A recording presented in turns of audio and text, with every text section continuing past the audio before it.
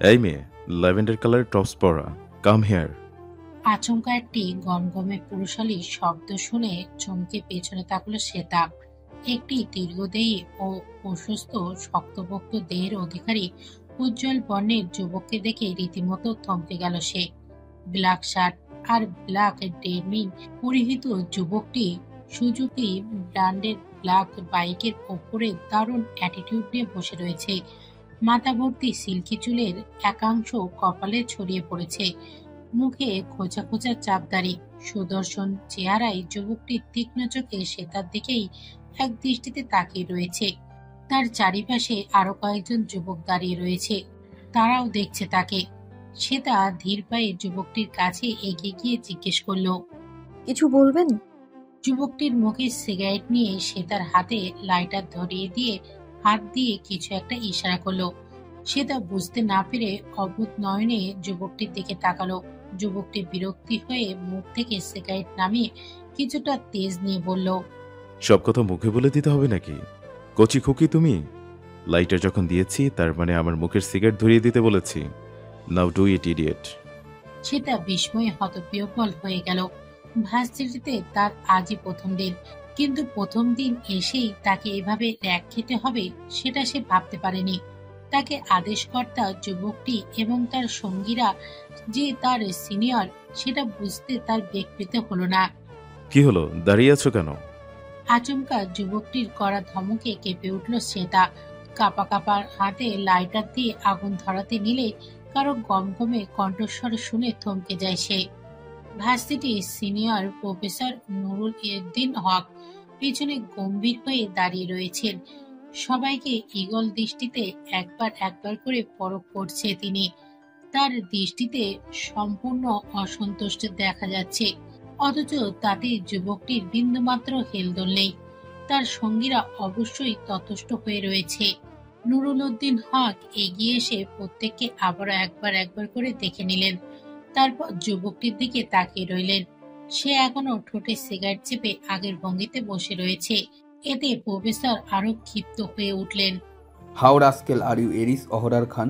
একজন সিনিয়র প্রফেসরের সামনে তুমি সিগারেট মুখে নিয়ে এভাবে বেয়াদবের মতন বসে রয়েছ?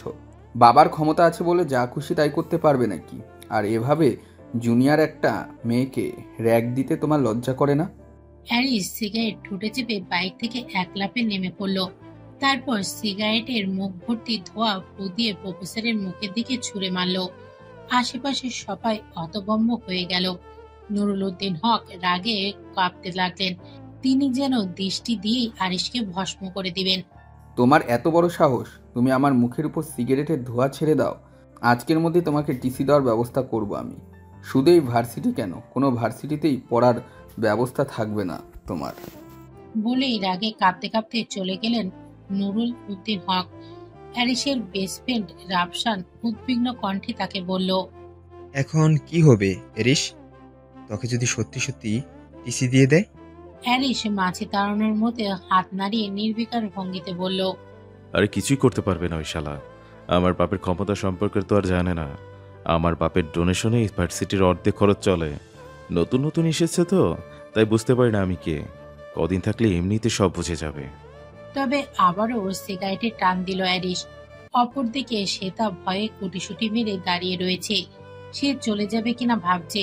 ৭ পাঁচ ভাবতে ভাবতে সামনের দিকে পা বাড়াতেই পেছন থেকে অ্যারিস ডেকে উঠল, এই মেয়ে, কোথায় যাচ্ছ?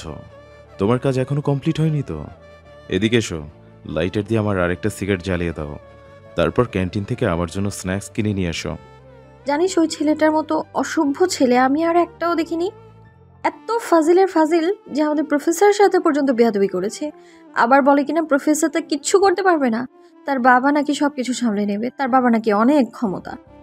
নতুন ভার্সিটিতে অনার্স প্রথম বর্ষে প্রথম বন্ধু হওয়া অহনাকে এসব কথা বলতে বলতে ক্যাম্পাসে হাঁটছিল শ্বেতা। কথাগুলো বলার সময় তাকে বেশ বিরক্ত দেখাচ্ছিল।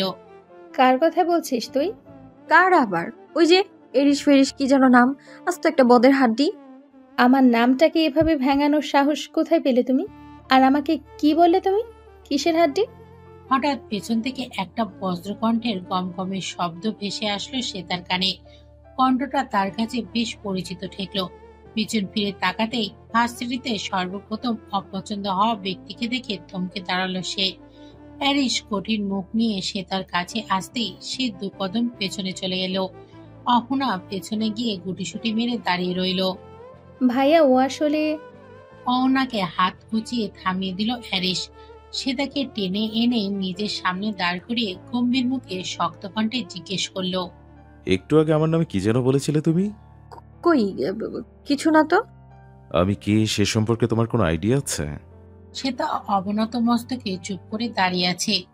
জবাব দাও। হ্যারিসের বজ্রকণ্ঠের ধমকে কেঁপে উঠল শ্বেতা সহ আশপাশের সবাই। শ্বেতা তবুও মাথা নিচু করে চুপচাপ দাঁড়িয়ে রইল। তার এই মুহূর্তে ভীষণ কান্না পাচ্ছে। প্রথম দিনেই তাকে এভাবে হেনস্থার শিকার হতে হবে জানলে কিছুতেই এই ভার্সিটিতে ভর্তি হতো না সে। এই মুহূর্তে যথাসম্ভব নিজের কান্না আড়াল করে স্বাভাবিক থাকার চেষ্টা করল সে। I am Elish Ahorar Khan, son of Nahian Ahorar Khan, who is the chairman of Khan Group of Industries. আমাদের ফ্যামিলি ব্যাকগ্রাউন্ড সম্পর্কে ভালোভাবে খোঁজ নিলেই আমাদের পাওয়ারের দাপট সম্পর্কে জানতে পারবে তুমি।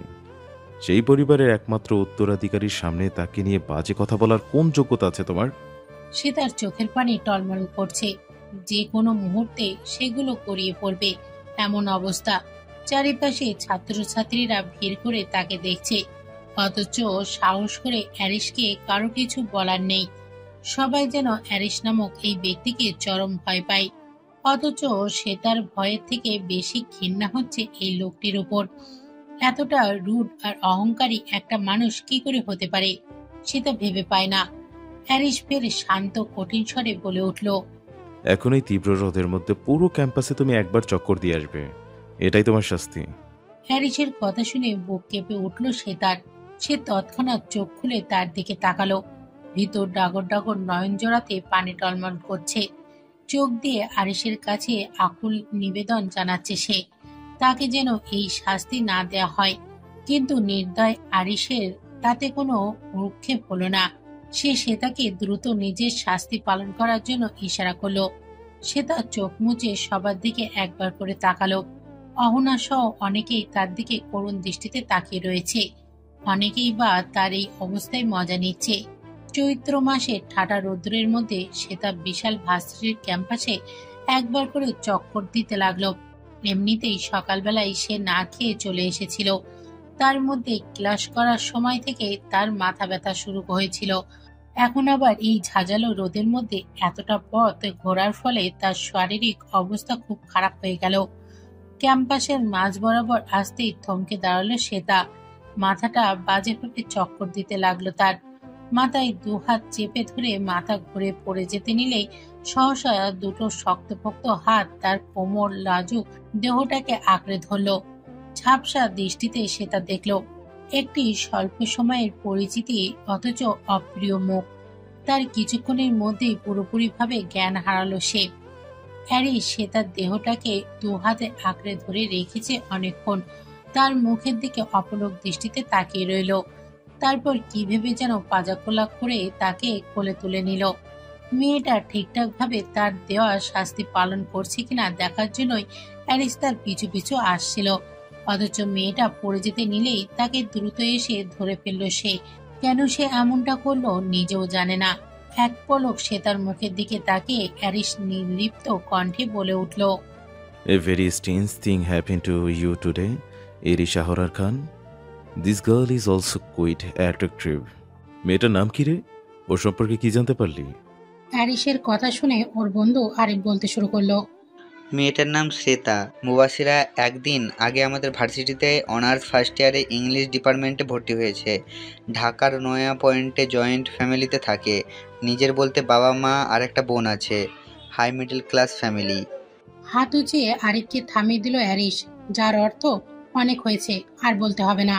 আরিফ দমে গেল, কিন্তু পাল্টা প্রশ্ন করলো, তুই হঠাৎ ওই মেয়ের ব্যাপারে এত খোঁজ খবর নিচ্ছিস কেন?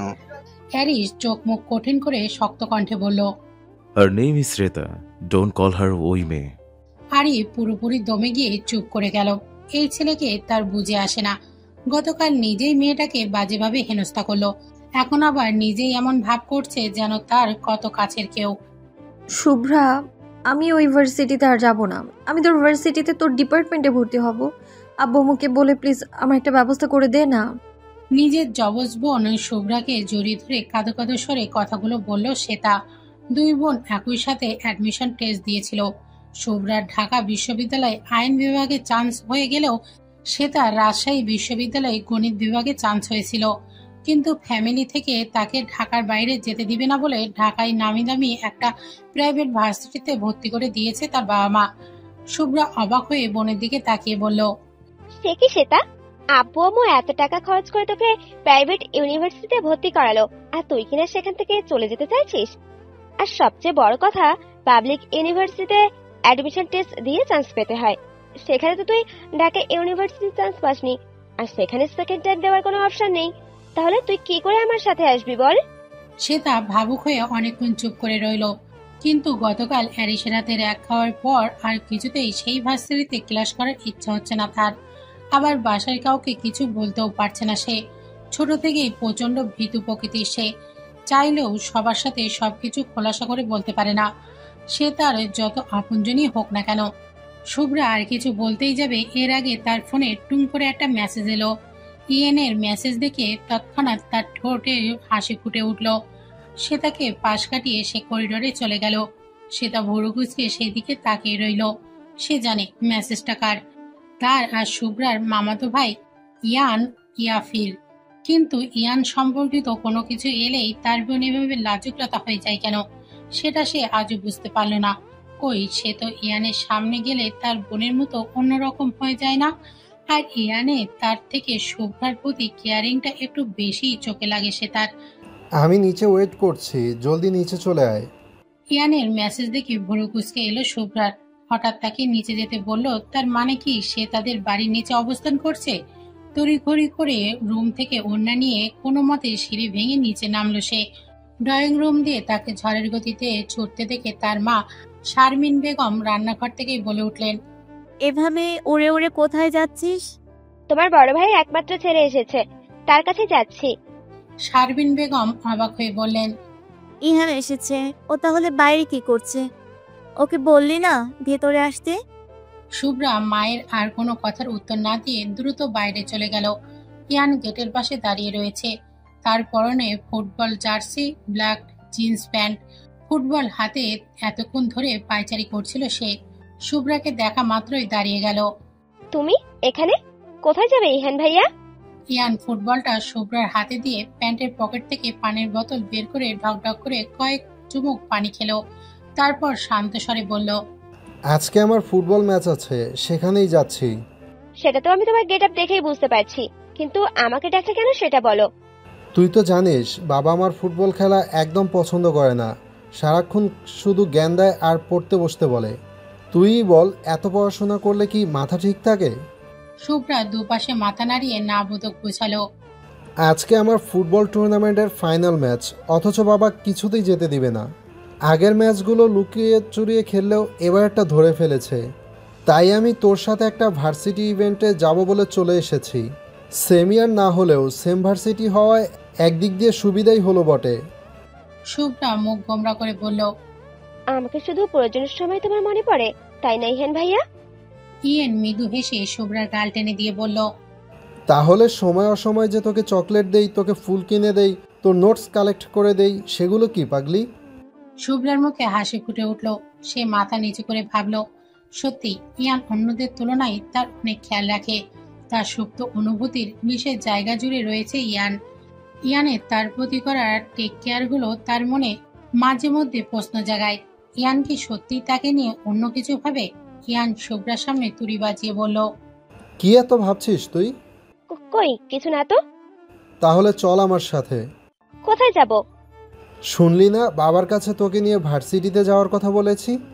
তো এখন ভার্সিটিতে যাওয়ার নাম করে আমার সাথে আমার ফুটবল টুর্নামেন্ট দেখতে যাবি। এ মা, 1.5 ঘন্টা? আমি বসে থাকতে পারবো না। কেন পারবি না শুনি? আমার জন্য এতটুকু করতে পারবি না? তাছাড়া ফুটবল না তোর খুব পছন্দের একটি খেলা?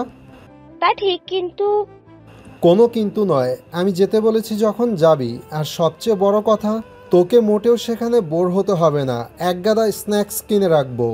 তোর জন্য বসে বসে খাবি আর আমার খেলা দেখবি। বলে ইয়ান প্যান্টের পকেট থেকে টাকা বের করে দেখালো শুভ্রাকে। শুভ্রা চোখ ছোট ছোট করে বলল, ঘুষ দিচ্ছ আমাকে? ধরে নে সেটাই, আমার ঘুষ খাওয়ার একমাত্র ভাগিদার তো তুই।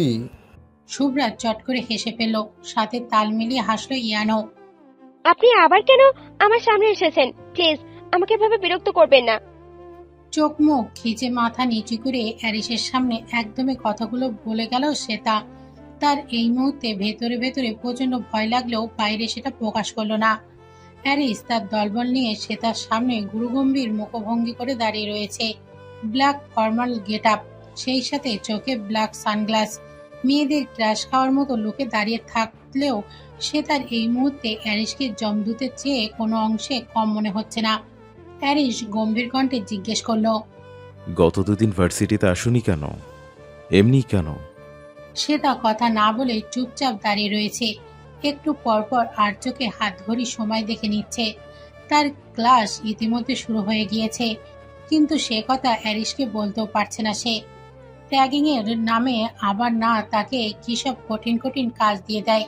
সে তাকে অবাক করে দিয়ে অ্যারিস হঠাৎ বলে উঠল, আচ্ছা ক্লাসে যাও, মন দিয়ে ক্লাস করবে কেমন? লিসেন, আমি ডাকলে সাথে সাথে চলে আসবে কিন্তু। আফটার অল জুনিয়র হিসেবে সিনিয়রের প্রতি তোমার একটা দায়িত্ব আছে, তাই না? সে তার দুই হাতে ব্যাগ খামচে ধরল, মাথা নাড়িয়ে হ্যাঁ বোধক গোছালো। তারপর ধীর পায়ে সেখান থেকে প্রস্থান করলো। অ্যারিস সেদিকে তাকিয়ে থাকতে থাকতে তার বন্ধু সাদাবকে বলল, মেয়েটার দিকে ভালোভাবে নজর রাখিস তোরা। ও কি করে না করে সবকিছুর দিকে খেয়াল রাখবি। তুই মেয়েটার প্রতি হঠাৎ এত ইন্টারেস্ট দেখাচ্ছিস কেন এরিস? অ্যারিস শয়তানি হাসি দিয়ে বলল, মেয়েটা বড্ড সহজ সরল আর লাজুক প্রকৃতির। ওকে জ্বালিয়ে ভীষণ মজা পাচ্ছি, সামনে আরো ইন্টারেস্টিং ভাবে জ্বালাবো। সাদাব ওর কাঁধে চাপড় মেরে বলল, তুই শালা আর ভালো হলি না। এরই শাহরার খান ভালো ছিল কবে? অসম্ভব, এই ডেয়ার আমি কোনো মতেই পালন করতে পারবো না। সেটা এক প্রকার চেঁচিয়ে উঠে দাঁড়ালো। তার বন্ধুরা অবাক হয়ে তার দিকে তাকিয়ে রইল।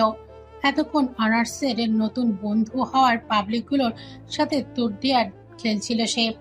সেখানে তাকে ডেয়ার দেয়া হয়েছে, তাও যে সে ডেয়ার নয়। ভার্সিটির সকল মেয়েদের ক্রাশ অ্যারিস আহরার খানকে নাকি তার সরাসরি কিস করতে হবে। এটা তো তার পক্ষে কোশমিন কালেও সম্ভব নয়। আর এরাও কিভাবে এই রকম একটা ডেয়ার দিতে পারে সেটা ভেবে পায় না। মারিয়া বলে উঠল, ডেয়ার যখন নিয়েছিস আর আমরা যখন বলেছি তখন তোকে এটা পালন করতেই হবে, না হলে এর বদলে তোকে ফাইন দিতে হবে। কি ফাইন বল, আমি সেটা করতে প্রস্তুত।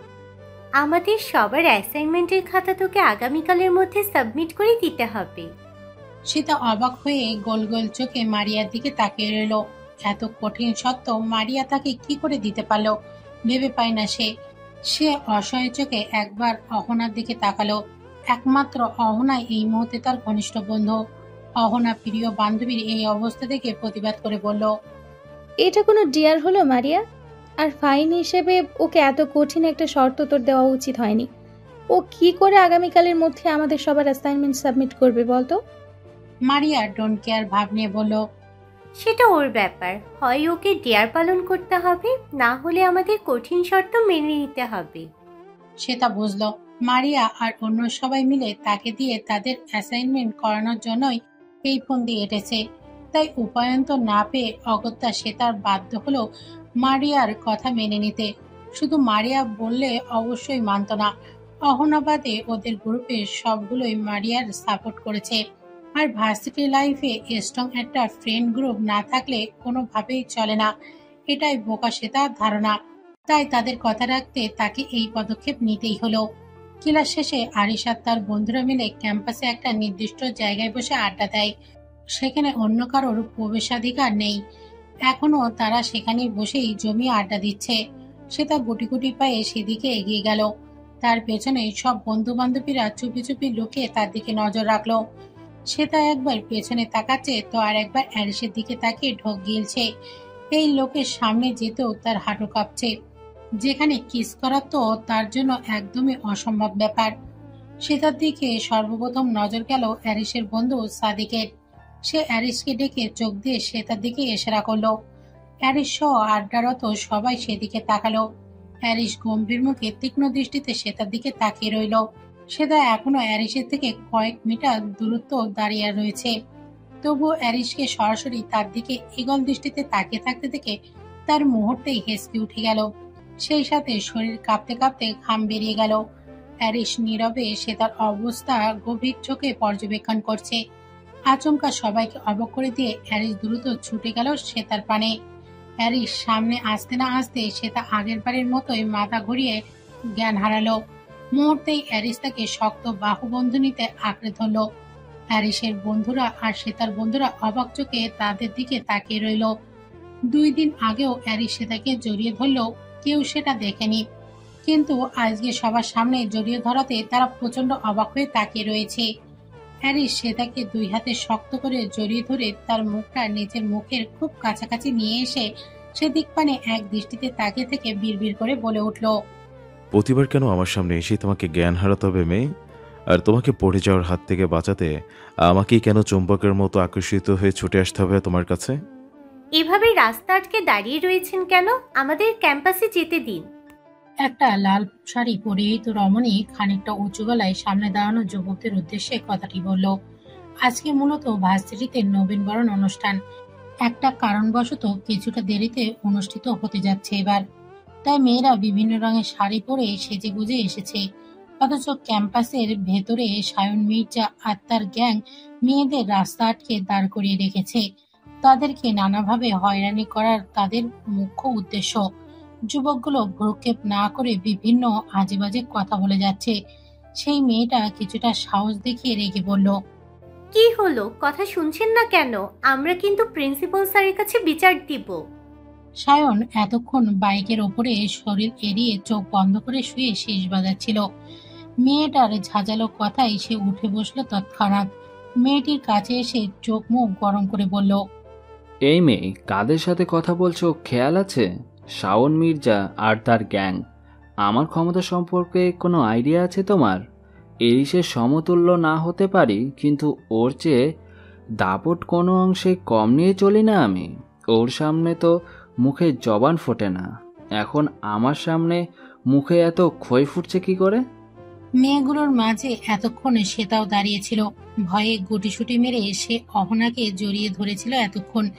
অ্যারিসের নাম শুনে এবারে চমকে সামনের দিকে তাকালো। মেয়েটি আর একটু সাহস সঞ্চয় করে বলল, এরিস ভাই আর যাই হোক, মেয়েদের সম্মান নিয়ে ছেলে খেলা করেন না, কিংবা তাদেরকে কোনো ধরনের বাজে কথাও বলেন না। অন্তত আপনার মতো অতটা নিকৃষ্ট বখাটে সে নয়। সায়নের সারা শরীর প্রচন্ড রাগে কেঁপে উঠল। সহসা মেয়েটিকে প্রচন্ড জোরে থাপ্পড় মেরে মাটিতে ফেলে দিল সে। সকলে ভয়ে কেঁপে উঠল। তারপর হঠাৎ সায়নের চোখ গেল নীল শাড়ি পরিহিত শ্বেতার দিকে। কিছুক্ষণ তার দিকে তাকিয়ে কি যেন ভাবলো। পরক্ষণে মুখে শয়তানি হাসি ফুটে উঠল তার। শ্বেতার দিকে এগিয়ে যেতে যেতে সায়ন বলল, এই মেয়েটাকে হ্যারাসমেন্ট করার মাধ্যমে তোমাদের সবার মুখের তালা ঝুলিয়ে দিয়েছিল না এরিস? আজকে দেখো, আমি তার থেকেও দ্বিগুণভাবে মেয়েটাকে হ্যারাসমেন্ট করে তোমাদের মুখ চিরতরে বন্ধ করে দেব। তখন আমার সামনে জবান নাড়ানো তো দূর, চোখ তুলে তাকানোর সাহস পর্যন্ত পাবে না। বলে সে তাকে একটানে নিজের সামনে এনে দাঁড় করালো সায়ন। মুহূর্তেই লাজুক মেয়েটার অন্তরাত্মা কেঁপে উঠল। সে অসহায় দৃষ্টিতে একবার সায়নের দিকে আর একবার সবার দিকে তাকালো। অন্য সবার মুখও শুকিয়ে গেছে। সায়ন কয়েকবার সে তাকে নোংরা দৃষ্টিতে আপাতমস্তক পরখ করে নিল। অস্বস্তি ঘৃণায় সে তার গা গুলিয়ে উঠল মুহূর্তেই। সে কান্না বিজড়িত কণ্ঠে সায়নকে বলতে লাগলো, দেখুন ভাইয়া, প্লিজ আমায় ছেড়ে দিন, আমি আপনার ছোট বোনের মতো।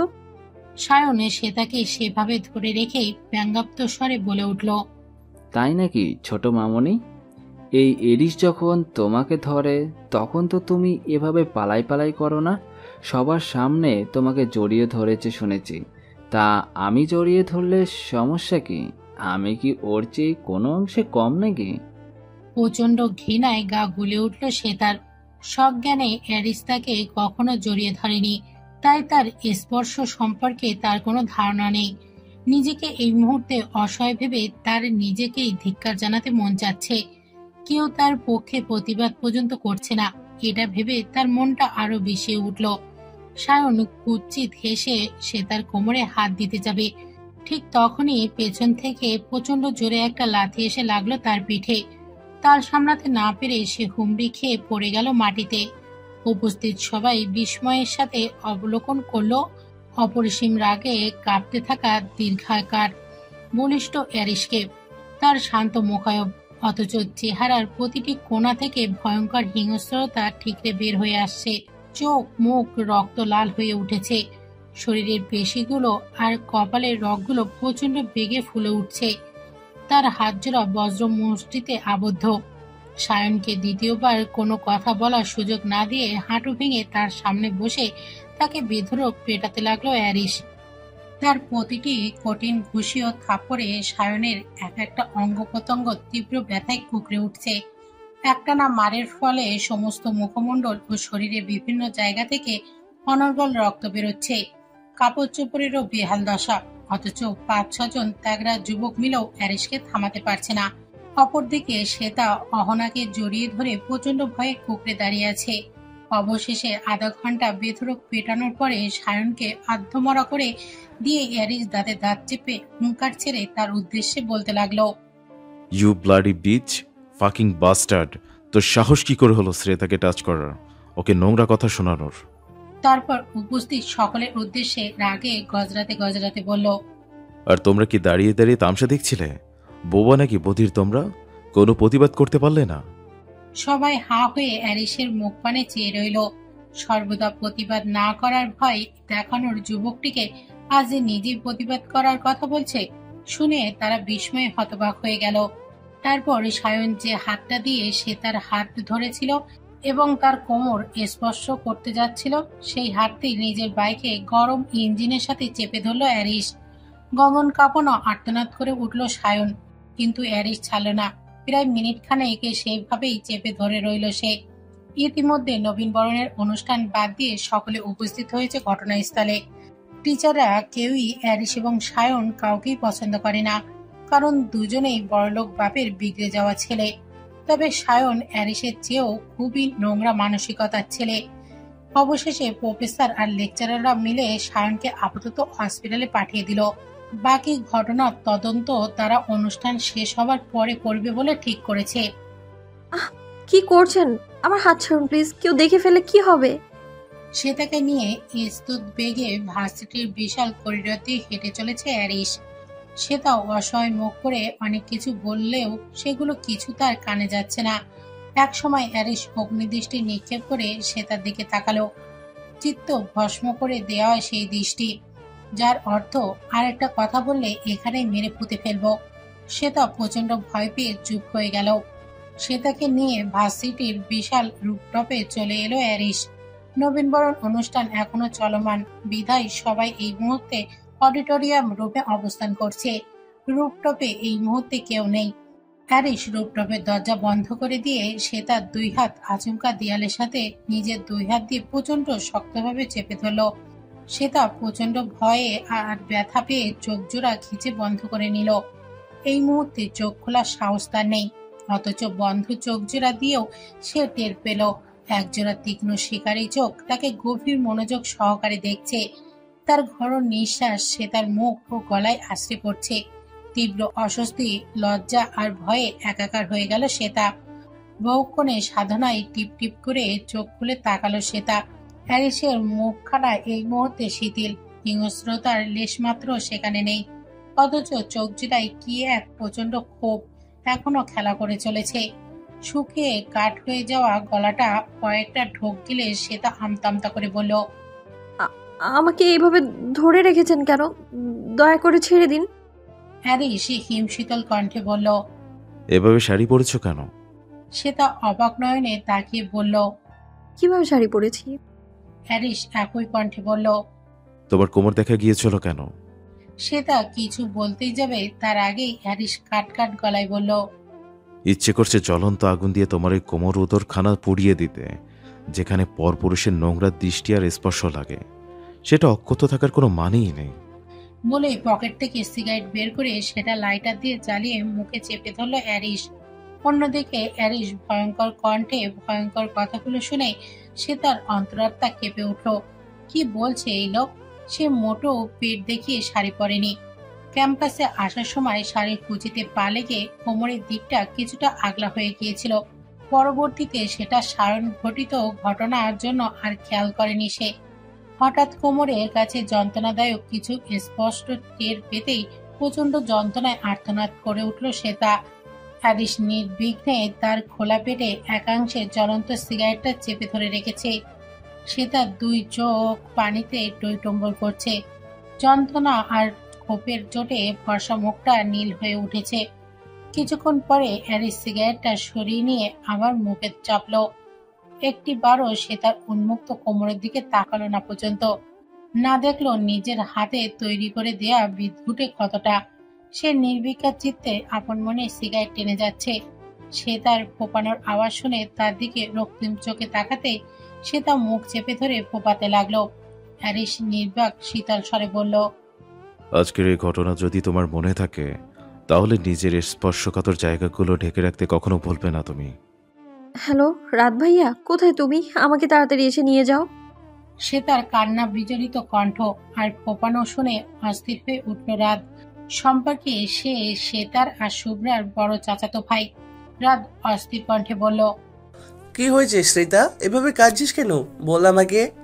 কিছু না, তুমি আমাকে এখান থেকে নিয়ে যাও তাড়াতাড়ি, বাস। আমি আর সহ্য করতে পারছি না। আচ্ছা আমি আসছি, কিন্তু কোথায় তুই? আমার ভার্সিটিতে। বলেই তাড়াতাড়ি ফোন কেটে দিল শ্বেতা। রাত ক্লাস করা বাদ দিয়ে দ্রুত বাইক নিয়ে এসে সে তার ভার্সিটির উদ্দেশ্যে ছুটতে লাগলো। মেয়েটাকে নিয়ে তার চিন্তা শেষ নেই। সহজ সরল বলে আরো বেশি চিন্তা। এখন না জানি আবার কি বিপদ ঘটালো মেয়েটা। বাইকে রাতের পেছনে চুপচাপ বসে রয়েছে শ্বেতা। কতক্ষণ ধরে রাত এটা সেটা জিজ্ঞাসা করছে, কিন্তু একটা কথারও উত্তর দিচ্ছে না সে। চোখের পানি শুকিয়ে গালে লেপ্টে আছে। মনটা বিষাদে পরিপূর্ণ। কি হয়েছে খুলে বলবি আমাকে, নাহলে আমি বুঝবো কি করে তোর কান্নার কারণ কি? শ্বেতা এবার কিছু একটা বলতে যাবে, তার আগেই রাতের ফোনে কল চলে এলো। বাইক থামিয়ে কিছুক্ষণ মহা করে কথা বলে নিল রাত। তারপর ফোন রেখে শ্বেতার উদ্দেশ্যে বলল, আমাকে আর্জেন্ট একটা কাজে এখনই ভার্সিটিতে যেতে হবে শ্রেতা। আমি তোকে রিক্সা ডেকে দিই, তুই বাড়িতে যেতে পারবি না? শ্বেতা কিছু না বলে বাইক থেকে নেমে দাঁড়ালো। তারপর বলল, তুমি যাও ভাইয়া, আমি একা যেতে পারবো, কিছু হবে না আমার। ভাড়ার টাকা আছে তোর কাছে? তাহলে ঠিক আছে, আমি যাচ্ছি, তুই সাবধানে যাস। বলেই বাইক নিয়ে দ্রুত চলে গেল রাত।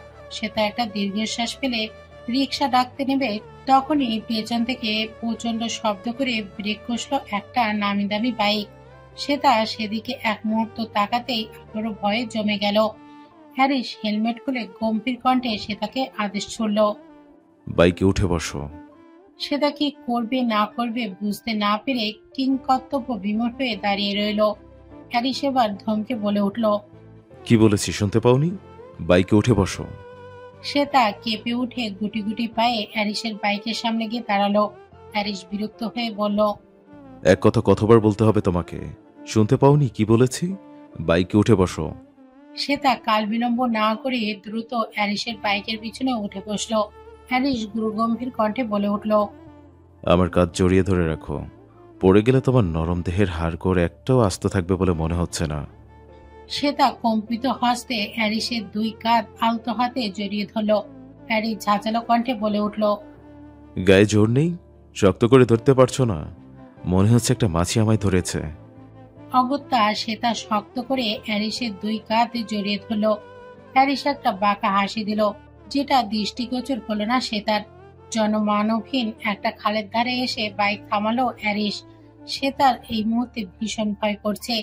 একে তো হ্যারিস নামক লোকটাকে সে জমের মতো ভয় পায়, তার উপর এমন নিলিবিলি জায়গায় তার ভয়ের মাত্রা আরো কয়েক গুণ বেড়ে গেল। কিন্তু মুখ ফুটে কিছু জিজ্ঞাসা করতে পারল না। হ্যারিস আচমকা বলে উঠল, কোমর থেকে শাড়ির আঁচলটা সরো। হ্যারিসের এই কথাটা অন্যমনস্ক হয়ে থাকায় সে তাকে প্রবল ঝটকায় দুলিয়ে দিল।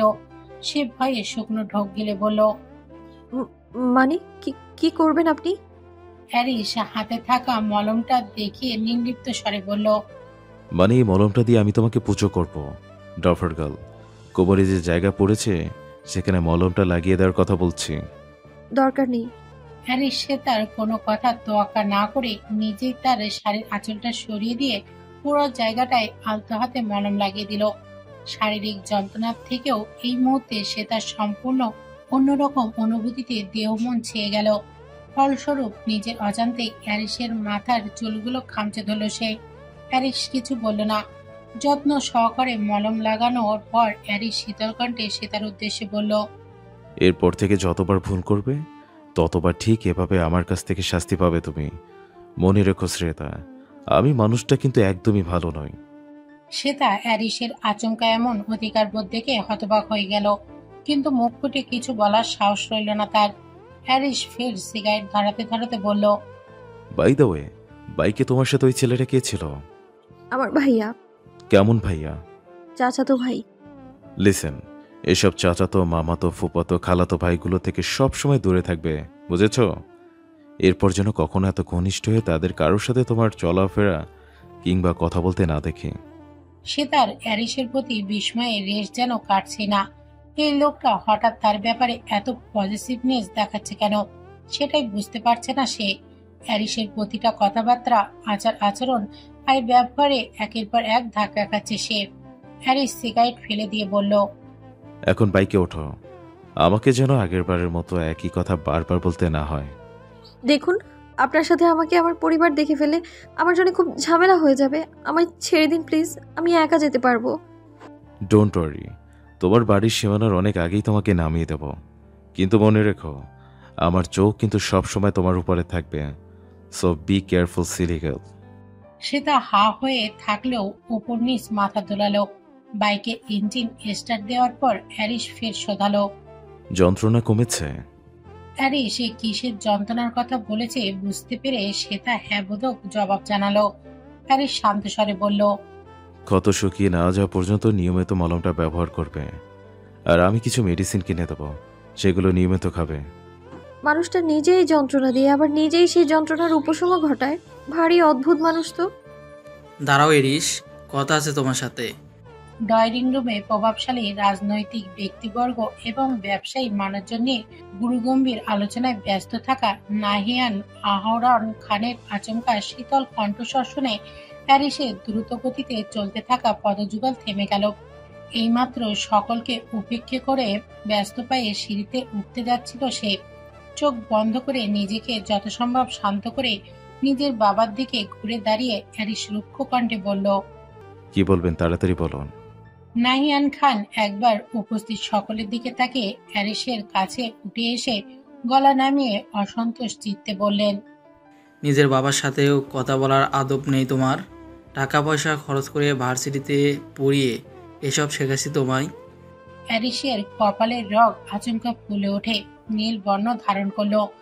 সকলের সামনে তাকে ন্যায় বাণী শোনানো অন্ধকার জগতের মুখোশধারী হর্তাকর্তা নাহিয়ান আহরাম খানের এরূপ কথাবার্তা শুনে তার সমস্ত গা জ্বলে উঠল। তবুও চোখে মুখে সেটা প্রকাশ না করে নিজেকে যত সম্ভব স্থির রাখলো সে। নাহিয়ান আরওয়ান খান হ্যারিসের কোনরূপ উত্তর না পেয়ে আবার বলতে শুরু করলেন, রোজ রোজ ভার্সিটি থেকে তোমার নামে হাজারো কমপ্লেন্ট আসে, আজকেও তার ব্যতিক্রম হয়নি। ঢাকা শহরে একজন প্রভাবশালী রাজনৈতিক নেতা এবং ব্যবসায়ী আমি। সেই আমার ওই ছেলের নামে যদি প্রতিদিন এত কমপ্লেন আসে, তাহলে সেটা আমার ইমেজ আর রেপুটেশনকে কতটা ড্যামেজ করে সেটা কি বুঝতে পারো না তুমি?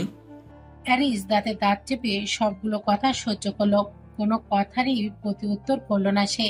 এসব কথা রোজ শুনে সে অভ্যস্ত। নাহিয়ান আহরাম খান বলতে লাগলেন, তোমার অন্যান্য কুকীর্তির মতো আজকের ঘটনাকেও সামাল দিয়েছি আমি। আর যেন কোনো কমপ্লেন আমার কাছে না আসে। আর একটা বছর পরেই তোমার মাস্টার্স কমপ্লিট হয়ে যাবে, আমি সেটারই অপেক্ষা করছি। এরপর হয় তোমাকে আমার রাজনীতিতে সামলাতে হবে, না হলে আমার বিশাল বিজনেস সামলাতে হবে। হ্যারিস আর এক মুহূর্ত সেখানে দাঁড়ালো না, গটগট পায়ে সিঁড়ি বেয়ে ওপরে উঠে গেল। নাহিয়ান আহরাম খান এক দৃষ্টিতে সেদিকে তাকিয়ে রইলেন। মাতৃহীন শূন্য জীবন হ্যারিসের। খুব ছোট থাকতেই তার মা বাবার ডিভোর্স হয়ে গিয়েছিল। তার মা বিদেশে পাড়ি জমিয়ে অন্যতর সংসার বেঁধেছে। সেই থেকে মায়ের সাথে কোনো ধরনের যোগাযোগ হয়নি তার। আর তখন থেকেই নানার বাড়ির কারোর সাথেই আর যোগাযোগ রাখেনি সে। এবং তার বাবা অ্যারিসের বাবা যেন থেকেও নেই। ছোট থেকেই বাবার আদর ভালোবাসা পায়নি অ্যারিস, না পেয়েছে ইতিবাচক কোনো শাসন। হ্যারিসের প্রতি শুধু অর্থ আর সম্পদ দিয়েই দায়িত্ব সেরেছেন তিনি। সবসময় নিজের রাজনীতি আর বিজনেস নিয়েই সময় কাটিয়ে এসেছেন এবং করে চলেছেন। বাবা মায়ের শাসন এবং ভালোবাসার অভাবেই ছোট থেকে একরোখা, বদমেজাজি এবং প্রচন্ড জেদি হিসেবে গড়ে উঠেছে অ্যারিস। মায়ের প্রতি ঘৃণা আর বাবার প্রতি ক্ষোভ থেকেই ধীরে ধীরে বেপরোয়া হয়ে বকে গিয়েছে অনেকটাই। তবে দাদি রেজওয়ান খান আর দাদা রাফিয়াত খানের হাতেই ছোটবেলা থেকে মানুষ হয়েছে অ্যারিস। প্রিয় বলতে এই দুটো মানুষই আছে অ্যারিসের। এখনো যত সম্ভব এই তিনজন মানুষ একে অপরকে সময় দিয়ে যায়। তবে অ্যারিসের অবচেতন মন এখন সবসময় বলে তার ভীষণ প্রিয় হিসেবে কেউ একজন খুব দ্রুত গড়ে উঠেছে।